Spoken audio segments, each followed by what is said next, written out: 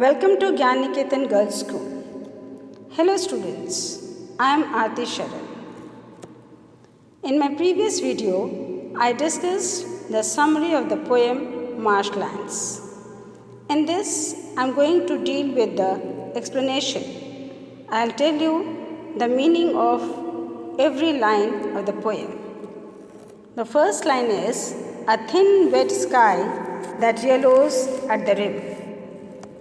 This describes the sky that looks down over tops of marshes. It is thin and wet, as if at any moment it could break open the storm. The edges of the blue, or more likely grey, are tinged with yellow.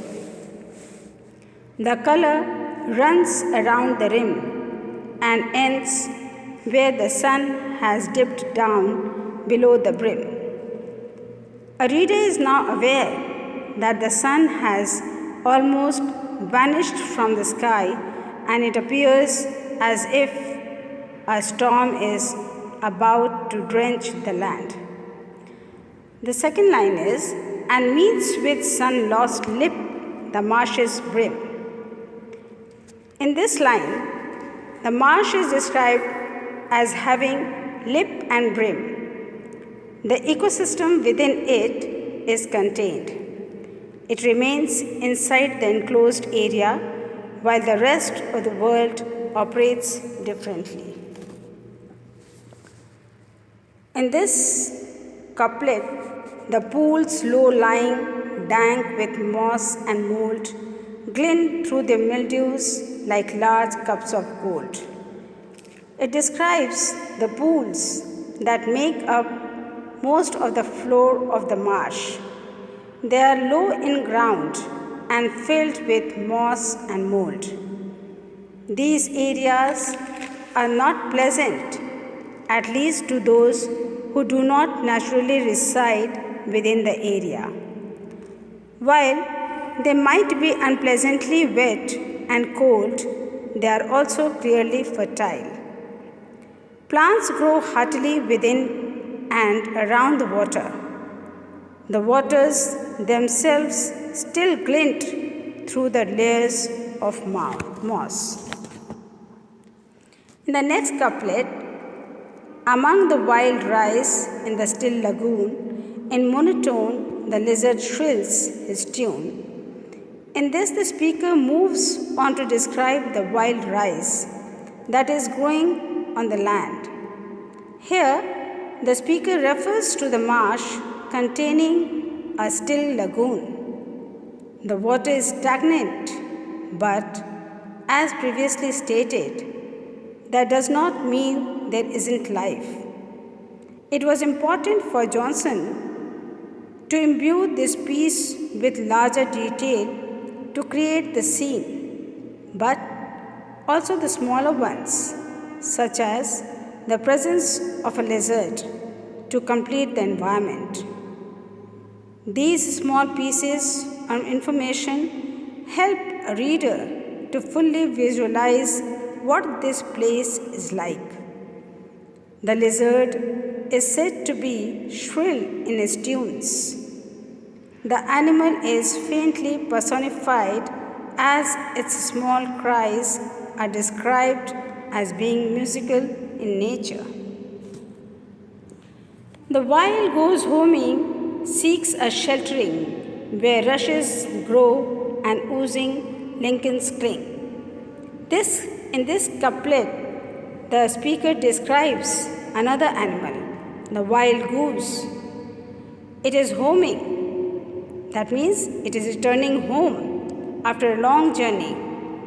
The creature is single-minded in its quest to look for shelter. It knows that somewhere amongst the rushes or long grass and the oozing lichens, there is somewhere it can rest. From these lines, one should have a clear picture of how the land is important for both plants and animals. It plays as host to a great variety of species, which are only expanded upon in the final 6 lines. Late cranes with heavy wing and lazy flight sail up the silence with the nearing night. Towards the end of the poem, the night is coming more strongly. The narrative has progressed through the setting of the sun to the nearing night. It is under the silence of the sky that the late cranes are flying lazily, very slowly. They are sailing up the marshlands to fly in the peace of the evening. There is no rush evident in their actions. They are not in hurry. They move without any particular pressing need. In next couplet, this is, and like a spirit swathed in some soft veil, steals twilight and its shadows over the swale. In this couplet, the speaker describes how the night is taking over the land. It is not malevolent in any way.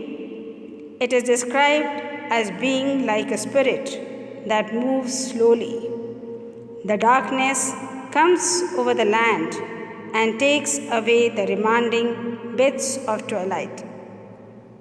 Now, there are shadows over the marsh or the low valleys in the most flat marshes. Hushed lie the sedges and the vapors creep, thick, grey and humid, while the marshes sleep. In the final couplet, the speaker speaks of the calmness that takes over the sedges. Sedges are grass-like plants that grows in wetlands. It, along with all the other creatures and organic elements of the marsh, are silent. The fog is thick, grey and humid, pressing down on the marshes as sleep. When morning comes, the great variety of life will become active once more. So, I have explained you every line of the poem. Thank you.